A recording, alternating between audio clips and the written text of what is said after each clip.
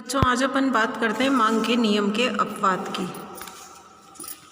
मांग के नियम के कुछ अपवाद होते हैं कि मांग रेखाएं कई बार ऊपर की ओर बढ़ती हुई होती हैं, जैसा कि आप ऊपर वाले चित्र में देख रहे हैं।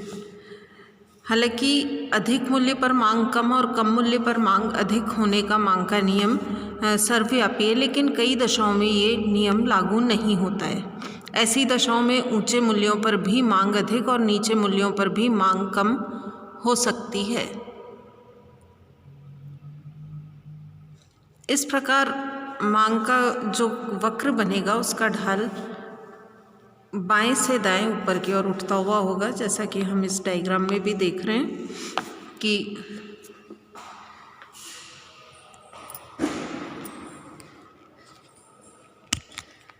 जब कीमत 1 रुपया है तो उसकी मांगी गई मात्रा 150 इकाई है। 2 रुपये कीमत होने पर उसकी मांगी गई मात्रा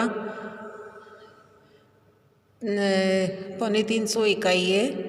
3 रुपये कीमत होने पर उसकी मांगी गई मात्रा 400 इकाई 450 इकाई है और 4 रुपये कीमत होने पर उसकी मांगी गई मात्रा 400 इकाई है। तो यहाँ हम ये देख सकते हैं कि जैसे जैसे कीमत बढ़ती जा रही है वैसे वैसे वस्तु की मांगी जाने वाली मात्रा में भी वृद्धि हो रही है। तो ये हमारे मांग के नियम का अपवाद कहलाता है। तो इसके कई कारण हमारे पास कई कारण इसके होते हैं, जिसमें सबसे पहला कारण है भविष्य में वस्तु के मूल्य में और अधिक कमी या वृद्धि की आशंका। इस दशा में मांग का नियम, जब भविष्य में वस्तु की कीमत में कमी या वृद्धि की आशंका है तो उस दशा में मांग का नियम लागू नहीं होता है। जब उपभोक्ता भविष्य में वस्तु के मूल्य में वृद्धि की आशंका रखते हैं तो वो वर्तमान में ऊंचे मूल्य पर भी अधिक मात्रा में वस्तु खरीद कर उसका स्टॉक करने लगते हैं, तो इससे अधिक मूल्यों पर भी मांग बढ़ जाती है। और इस तरह अगर उपभोक्ताओं को भविष्य में वस्तुओं के मूल्य और गिरने की अफवाह फैल जाए या आशंका हो तो वे वर्तमान में गिरे हुए मूल्यों पर भी वस्तु की मांग न करके भविष्य में खरीदने की योजना बनाने लगते हैं। तो इससे नीचे मूल्यों पर भी मांग नीची रहती है।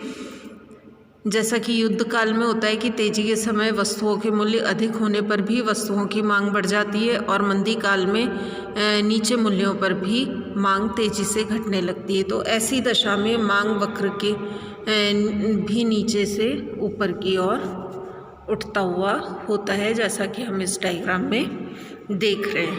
दूसरा कारण है दुर्लभ, मूल्यवान और प्रतिष्ठा सूचक वस्तुओं की मांग। कुछ ऐसी वस्तुएं होती हैं जो दुर्लभ होती हैं या मूल्यवान होती हैं या प्रतिष्ठा मूलक होती हैं या दिखावटी होती हैं, जिन्हें धनी लोग अधिक मूल्यों पर भी अधिक मात्रा में खरीदते हैं। कम मूल्यों पर वे उन्हें खरीदना बंद कर देते हैं क्योंकि फिर वो वस्तु प्रतिष्ठा मूलक नहीं रहती है और वो सामान्य लोगों की वस्तु बन जाती है। तो ऐसे में भी मांग के नियम का एक ये अपवाद है। हालांकि इसे अपवाद माना नहीं जाता है क्योंकि इस नियम की मान्यता ये है कि वस्तु प्रतिष्ठा मूलक नहीं होनी चाहिए। तो जब वस्तु प्रतिष्ठा मूलक नहीं होगी तो सामान्य स्थिति में ऐसी स्थिति नहीं आएगी। तीसरा है गिफिन विरोधाभास, यानी निकृष्ट वस्तुओं की मांग। निम्न आय स्तर पर लोगों द्वारा उपभोग की जाने वाली वस्तुओं को निकृष्ट या घटिया वस्तुएं कहते हैं। गिफिन ने ये प्रमाणित किया था कि कुछ घटिया वस्तुओं की कीमतें गिरने पर भी प्राय उनकी मांग बढ़ने के बजाय घट जाती है। इस कारण गिफिन के नाम पर इसे गिफिन का विरोधाभास कहा जाता है। और इसे अगर हम देखें तो जब किसी वस्तु का मूल्य गिरता है तो उसका मांग पर दोहरा प्रभाव हमें दिखाई देता है। एक प्रभाव तो उसका प्रतिस्थापन प्रभाव होता है और दूसरा प्रभाव उसका आय प्रभाव होता है। मांग पर प्रतिस्थापन प्रभाव तो हमेशा धनात्मक होता है, लेकिन इससे सस्ती वस्तु की मांग का विस्तार होता है, पर प्रतिस्थापन प्रभाव के साथ साथ आय प्रभाव भी होता है। तो इसलिए घटिया वस्तु की कीमत में एक प्रकार से उपभोक्ता की आय में वृद्धि होती है। ऐसी स्थिति में अगर ये बची हुई आय को घटिया वस्तु की अधिक इकाइयाँ खरीदने में लगाता है तो कीमत में कमी के साथ घटिया वस्तुओं की मांग भी बढ़ेगी और ये धनात्मक आय प्रभाव होगा। पर अगर उपभोक्ता इस बची हुई आय को श्रेष्ठ वस्तुओं पर व्यय करे तो ऊंचे मूल्यों पर भी श्रेष्ठ वस्तुओं की मांग ज़्यादा होगी। इसे आय का ऋणात्मक प्रभाव कहते हैं। उदाहरण के लिए हम वनस्पति घी को लें तो उसकी कीमत कम हो जाने पर उपभोक्ता को डालडा की पूर्वत मात्रा क्रय करने पर अपेक्षाकृत कम व्यय करना पड़ता है और वनस्पति घी की कीमत में ये कमी उसकी आय में वृद्धि के समान है। तो अगर वो इस अतिरिक्त बची हुई आय को शुद्ध घी पर व्यय करे तो ऊंचे मूल्य पर भी शुद्ध घी की मांग बढ़ेगी और ये प्रवृत्ति गिफिन का विरोधाभास है। ऐसी दशा में मांग वक्र नीचे से ऊपर की ओर उठेगा और इसका कारण ये कि निकृष्ट वस्तुओं के संबंध में ऋणात्मक आय प्रभाव का जोर धनात्मक प्रतिस्थापन प्रभाव से अधिक होने से वस्तु की कीमत में कमी होने पर भी उसकी मांग बढ़ने के बजाय घटती है और कीमत में वृद्धि पर भी मांग बढ़ती है।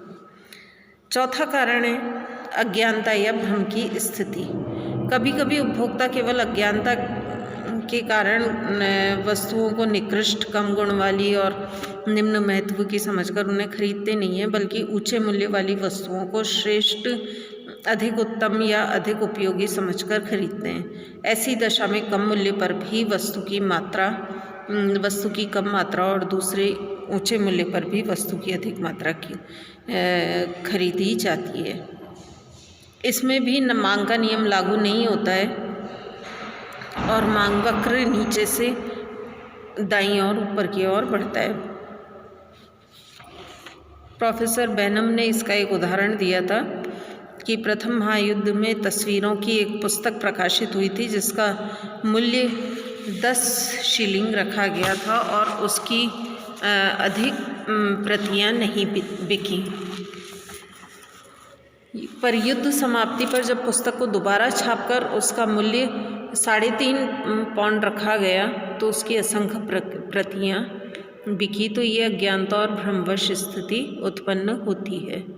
और 5वां अपवाद का कारण है जीवन की अनिवार्य वस्तुओं की मांग का नियम कुछ दशाओं में अनिवार्य वस्तुओं की मांग के संबंध में भी लागू नहीं होता है।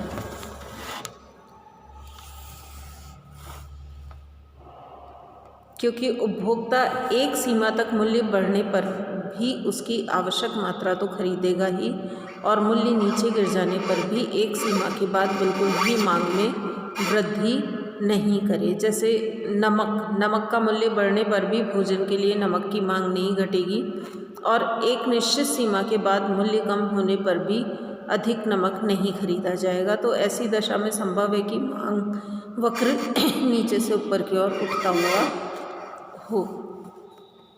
अब हम बात करते हैं मांग के विस्तार या संकुचन की।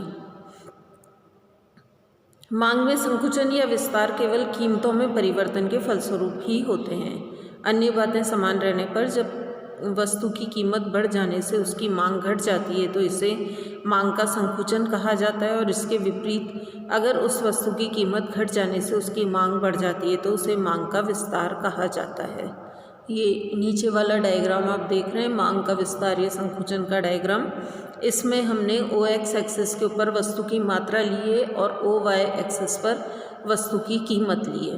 जब वस्तु की कीमत P0 है तो वस्तु की OQ मात्रा खरीदी जाती है। लेकिन अगर वस्तु की कीमत में कमी हो जाए और वस्तु की कीमत OP0 से कम होकर OP1 रह जाए तो वस्तु की खरीदी जाने वाली मात्रा में वृद्धि होती है और वो अब OQ0 से बढ़कर OQ1 हो जाती है। तो ये मांग का विस्तार है। इसी के विपरीत अगर कीमत में वृद्धि हो जाए, कीमत OP0 से बढ़कर OP2 हो जाए, तो मांगी जाने वाली मात्रा OQ0 से कम होकर OQ2 रह जाएगी। ये मांग में संकुचन कहलाता है। तो अगर केवल कीमत में परिवर्तन के कारण मांग में घटत या बढ़त होती है तो उससे क्रमशः विस्तार या मांग का विस्तार या संकुचन कहा जाता है। इस प्रकार विभिन्न मूल्यों पर मांगी गई मात्रा में संबंध दिखाई देते हैं। बाकी का कल देखेंगे।